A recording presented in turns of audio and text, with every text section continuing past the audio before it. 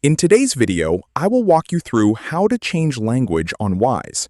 Before we jump into this quick tutorial, tap the link in the description below to follow along, and let's get started. To get started, go to the Wise website and look at the top right corner of the screen. Here, you'll find your profile icon or account menu. Click on your profile icon to open the account menu. From the options that appear, look for Language and Appearance.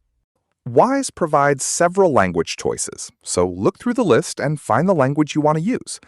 Once you've found your preferred language, click on it to select it, and tap the Save button.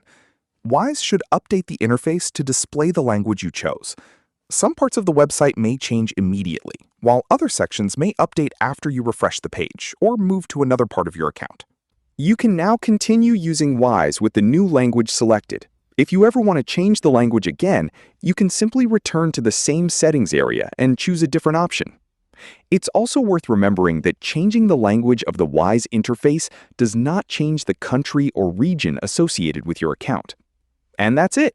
You're all set to use Wise in the language of your choice.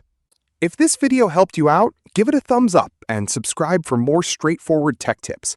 Drop a comment below if you have any other Wise questions. Thanks for watching.